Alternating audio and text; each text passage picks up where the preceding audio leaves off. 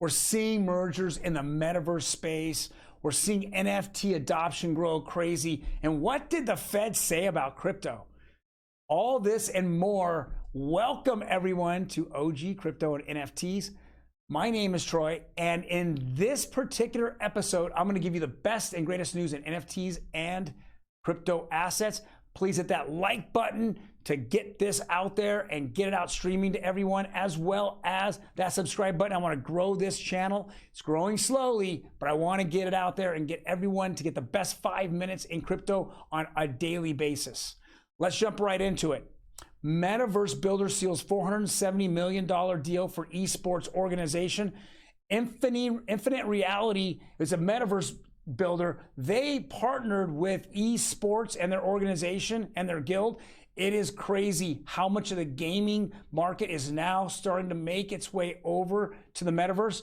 I realize that the younger generation, let's say Gen Zs or the younger kids, they're all set in their ways with a lot of their gaming. You know, it's all non-NFTs, but it's more rentals. They just don't get it, but they're slowly going over to the metaverse.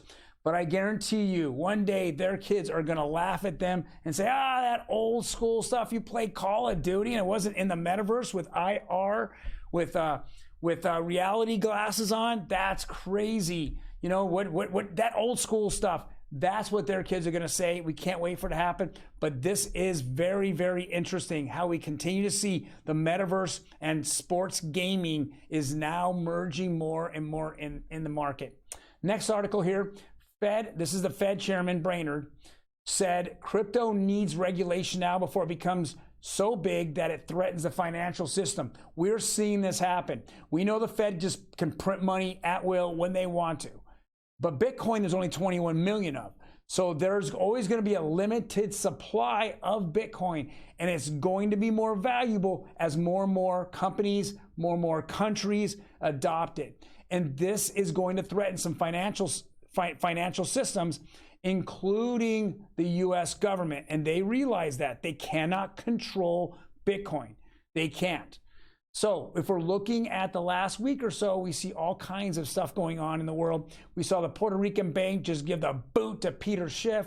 We saw Sri Lanka, their whole country went bankrupt, you know, and they stormed the palace over there. The people did. We're seeing, you know, bank runs, crazy bank runs now in China.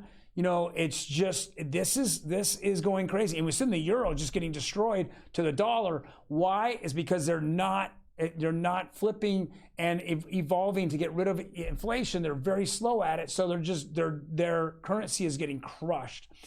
We need to see regulation. And if the Fed can get into the Loomis bill or any of the other bills that are out there, the Toomey bill, then we can get things rolling. Now, I know that one of the guys that are in this space that's been pushing for the Toomey bill is going to be Mr. Wonderful Kevin O'Leary. He knows that the Loomis bill is all all involving here, meaning it's not just Bitcoin, stable coins, altcoins. It's everything in that Loomis bill. That's going to be tough. It needs to go to 4 committees to get signed off first before they can even get in front of Congress and vote on it. Now, the Toomey bill is more just directed at stable coins.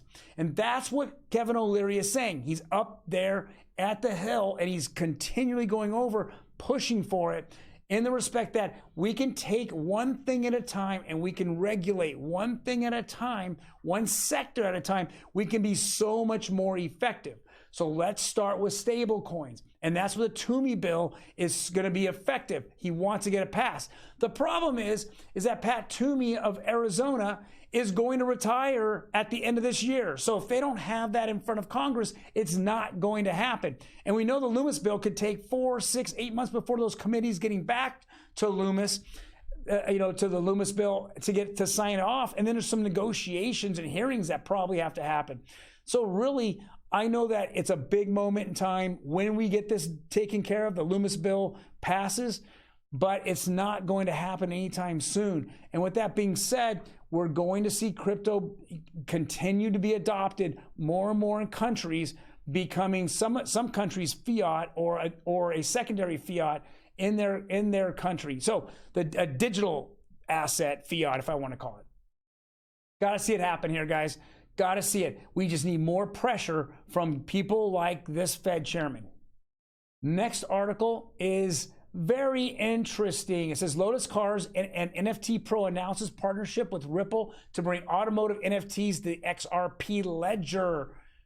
XRP and the XRPL is getting involved in NFTs. Now, I had met with Ripple about a month ago at NFT NYC, and they said that they were still voting on the rights to do it. The node operators were discussing it. They said that they needed 80% to pass. They already had 60%, but they still had 30 more days of voting on it before they had to make a decision. And so it looks like things are working well. They've tried to mint and to have NFTs on their system. I heard it was a very positive. I know that if I listen to BitBoy Crypto, he's talked about XRP, NFTs coming in the fourth quarter of this year. So this is kind of interesting. I know that when I had talked to them, they talked about NFTs that are significantly different than ones on Ethereum. They're way more secure. You couldn't just take a wallet like I have, a MetaMask wallet, and people just dump stuff in my wallet. I don't know if it's bad or good. You end up having to hide it and never want to see it because it can be a bomb in there, stealing all your NFTs. You just don't know what's happening. With what I was told with the XRP NFTs and over there Ripple, the Ripple ledger, that network will only allow if both sides gives permission to accept and send that NFT. I think that's a huge plus. And this is going to be a huge plus in the future when we look at non-NFTs that are not, animal NFTs. We're looking at NFTs that are issued by governments or by major companies, such as wanting to, verify, and authenticize anything like Nike shoes, or like we just saw there in Colombia where you're looking at land plots. They just don't want to issue it. They want to issue it to a specific person who, let's say, bought a piece of property, and that land deed needs to be issued from the government to that particular person or entity. This is where the security comes in. It's not like this MetaMask, or Trust Wallet that just keeps receiving anything that anyone knows your address from. No, it's much more secure. It's going to be the future of NFTs. Believe me, you need to see an evolution here. We need to get away from animal community NFTs. We need to see what they're for and their case use in the future. Thank you very much, guys, for joining me today. I'm hoping that you're having a fantastic day. I gave you some valuable information and some crazy new information. Otherwise, I will see you tomorrow. You guys take care.